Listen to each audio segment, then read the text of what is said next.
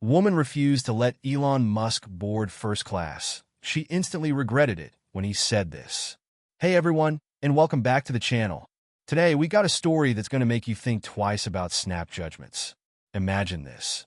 You're at the airport, trying to catch a flight, maybe feeling a little under the weather, and boom, an unexpected confrontation unfolds right before your eyes.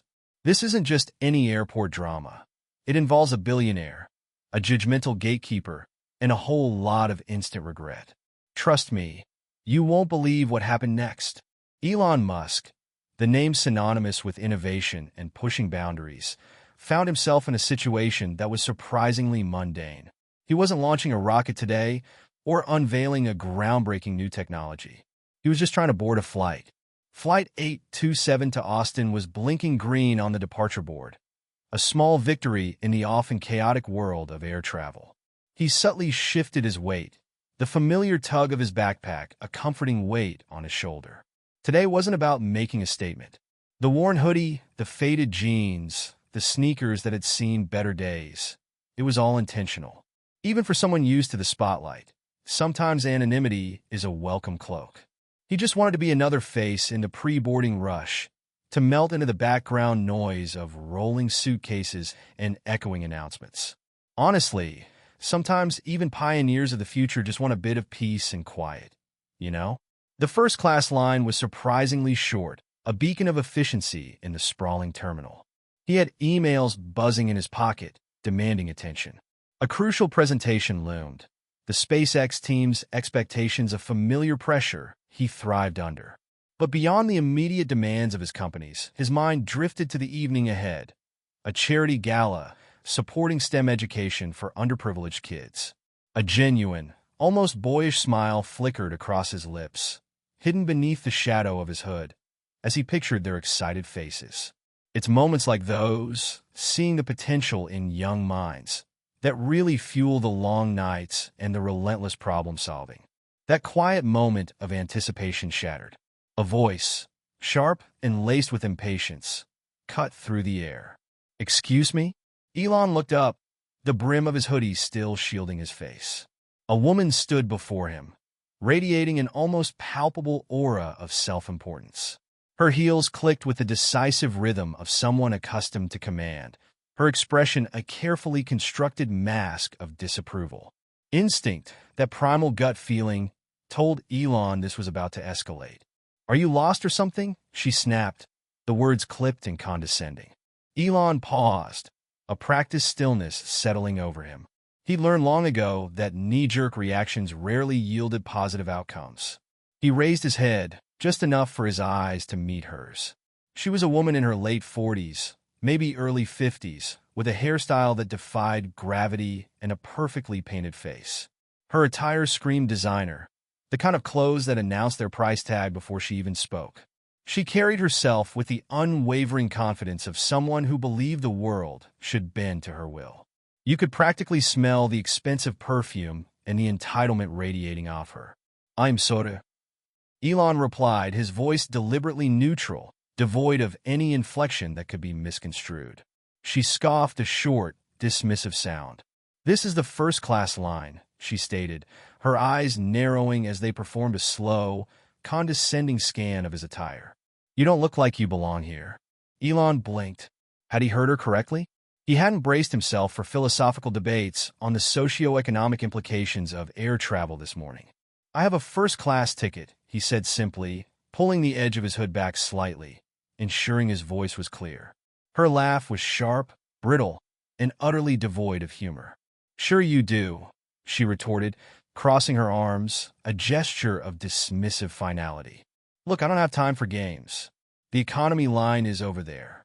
She punctuated her statement with a dramatic sweep of her hand towards the far end of the boarding area. "Honestly, the audacity of some people just floors me." For a fleeting moment, the old impulse flickered within him. The urge to retort with a dryly sarcastic remark, to dissect the absurdity of her assumptions. But years of navigating public life had honed his ability to choose his battles. "Ma'am," he began, his voice calm and even, "I assure you, I'm in the right line. There's no need to." She cut him off, her voice rising in indignation. Don't lie to me. People like you always try to sneak into places you don't belong.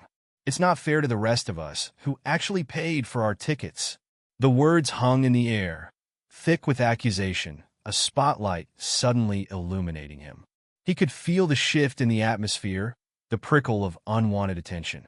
Dozens of eyes were now on him, some openly curious, others whispering amongst themselves, a silent, judging jury. It's amazing how quickly a situation can escalate, isn't it? Elon took a slow, deliberate breath, fighting the familiar surge of frustration. I assure you, he repeated, his tone still remarkably measured, I paid for my ticket just like everyone else here. But Deborah, because that's what her name tag boldly proclaimed, was beyond reason. If you don't move, she threatened, her voice climbing another notch, I'll call security. Elon glanced around.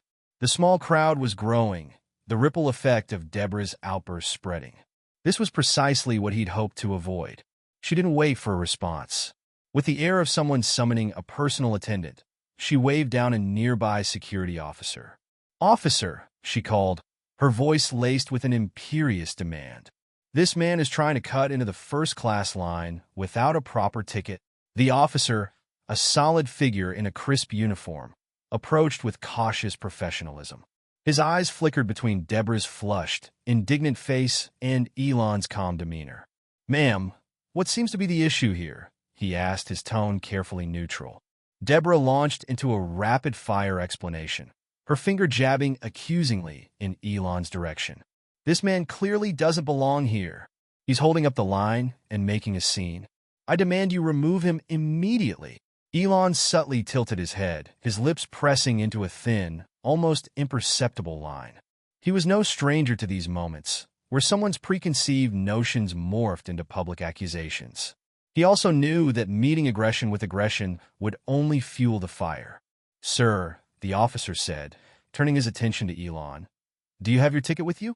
Without a word, Elon reached into his backpack and retrieved the neatly folded boarding pass. He handed it to the officer, who unfolded it with a practiced flick of his wrist and began to examine the details. A moment stretched, thick with anticipation. The officer's eyebrows rose slightly. This is a first-class ticket, he stated, glancing back at Deborah. Deborah's face contorted in disbelief. That can't be right, she stammered, the confident edge in her voice starting to crack. Are you sure? The officer nodded, his expression firm. Yes, ma'am. This ticket is valid. A ripple of murmurs spread through the onlookers. Whispers of recognition started to surface as people leaned in, trying to get a better look at the unassuming man in the hoodie. You could almost hear the cogs turning in their minds as they started to realize who they were looking at. Deborah's voice trembled as she tried to regain control of the situation. Well, there must be some mistake. People like him. She stopped abruptly, the implications of her words hanging heavy in the air. The color was visibly draining from her face, I swear.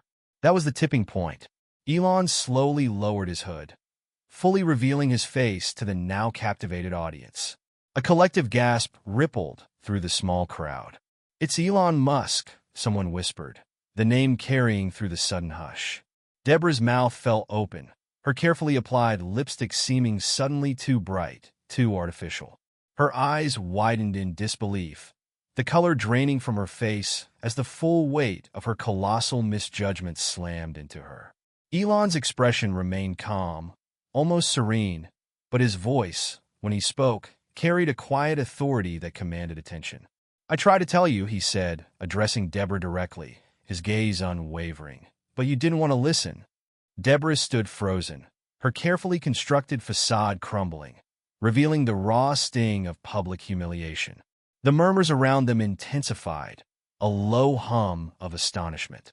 A few people discreetly pulled out their phones, capturing the unfolding drama for posterity. Talk about an embarrassing moment going viral. Elon adjusted his backpack, his movements deliberate and unhurried. He looked directly into Deborah's eyes, his voice calm, but each word carrying the weight of undeniable truth. Judging someone by how they look, he began, his voice carrying clearly through the quiet, says more about you than it does about the person you're judging. Deborah's lips trembled, but no words came. The earlier bravado had completely evaporated, replaced by the stark reality of her prejudice laid bare. "You didn't even stop to think," Elon continued, his tone measured but firm. "You made an assumption, a profoundly wrong one, and turned it into a spectacle." The security officer, now fully aware of the situation, took a subtle step back, creating space for Elon to speak. Deborah finally managed a choked whisper. I didn't mean—" Elon cut her off, not with anger, but with a quiet clarity that offered no room for excuses. "You did mean it," he stated, his gaze unwavering. "And you've probably done it before, to people who couldn't defend themselves. But today, you picked the wrong person." The murmurs grew louder, punctuated by a few more spontaneous claps. One man's voice rang out. "Well said." Deborah's face flushed crimson. She turned to the officer, a desperate plea for support in her eyes, but his expression remained impassive. "Ma'am," the officer said, his voice firm but polite, "I think it's best if you step out of the line. We need to keep things moving." Deborah's shoulders slumped. She cast one last, fleeting glance at Elon, a flicker of something akin to pleading in her eyes, but he offered no solace. Instead, he gestured towards the waiting passengers with a subtle nod. "Let's not keep everyone waiting," he said, his voice returning to the calm neutrality he'd maintained throughout the ordeal. Deborah shuffled away, her head bowed, a stark contrast to her earlier confident stride. The whispers and occasional muffled chuckles followed her as she disappeared into the bustling terminal. Ouch! Talk about a walk of shame. Elon turned back to the security officer, a faint smile playing on his lips. "Thank you for handling that," he said simply, retrieving his boarding pass. The officer nodded respectfully, no further questions asked. As Elon stepped forward aboard, the woman behind him in line leaned closer. "That was impressive," she murmured softly. "You kept your cool." Elon offered a small, almost weary smile. "Sometimes, all you can do is stay calm," he replied, his voice low. "But it's important to remind people that their actions have consequences." As Elon settled into his first-class seat, the tension of the confrontation slowly began to dissipate. The cabin was hushed, a stark contrast to the drama that had just unfolded outside. He glanced out the window, watching the miniature figures moving below, the organized chaos of the airport ballet. His mind replayed the scene at the gate. It wasn't the first time he'd encountered such prejudice, and a weary part of him knew it wouldn't be the last. But there was a deeper layer of sadness to it, a constant reminder of how easily people allowed their biases to dictate their behavior. It's a shame, really, how quick people are to judge. A flight attendant approached with a warm smile, offering a pre-flight beverage. He politely declined, instead pulling out his tablet. His fingers danced across the screen, not on emails or presentations, but on a new note, an idea sparked by the morning's unpleasantness. Maybe a quiet donation to an organization fighting prejudice, or a discussion with the Tesla team about unconscious bias training. He wanted to channel the negativity into something constructive. That's the mark of a true leader, turning challenges into opportunities for growth and positive change. From across the aisle, a young boy peeked over the seat, his eyes wide with undisguised curiosity. His father, noticing his son's fascination, leaned over and whispered, "Yes, that's Elon Musk." The boy's face lit up, a shy grin spreading across his features as he waved. Elon returned the wave with a small smile, a fleeting thought crossing his mind. What a different world it would be if more people approached each other with that same innocent curiosity instead of instant judgment. As the plane smoothly ascended, leaving the ground and the earlier confrontation behind, Elon leaned back, the rhythmic hum of the engines a soothing counterpoint to his thoughts. He wasn't one to hold on to anger. Deborah was already fading into the background noise of his day. What lingered was the reaction of the onlookers, the quiet support, the whispers of recognition, the subtle nods of approval. Progress, he realized, wasn't about achieving a utopian ideal. It was about the constant, persistent effort to challenge ignorance. Hours later, stepping off the plane in Austin, he was immediately enveloped by the energetic buzz of his SpaceX team. Later that day, at the charity event, surrounded by the bright enthusiasm of young students, The earlier airport drama felt distant and surreal. Watching their faces light up as they interacted with the science exhibits he'd helped fund, a genuine warmth spread through him. He thought this is why I do what I do.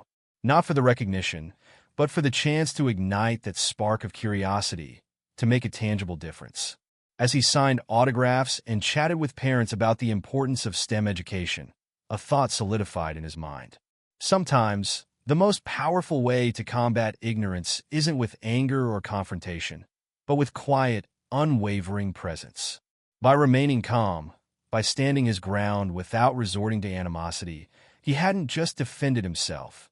He'd offered a silent lesson to everyone who witnessed the exchange. It's about setting an example, showing people a better way to be. Walking away from the event, he spotted the boy from the plane, standing with his parents.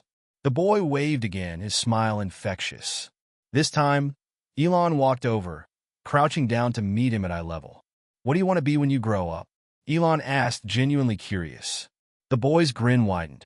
"An inventor. Like you." Elon smiled, a genuine, heartfelt smile, and gently tousled the boy's hair. "Then don't let anyone tell you where you belong," he said softly, his voice carrying a weight of sincerity. "Always believe in yourself." The boy nodded with earnest conviction. As Elon walked away, a sense of quiet peace settled over him. The day had started with an unnecessary confrontation, fueled by prejudice and assumptions. But it had ended with a reminder of the power of perseverance, the importance of staying true to yourself, and the quiet hope that even small acts of resilience can ripple outwards, inspiring a brighter future. The message was clear: never let anyone dim your light, and always challenge prejudice with dignity.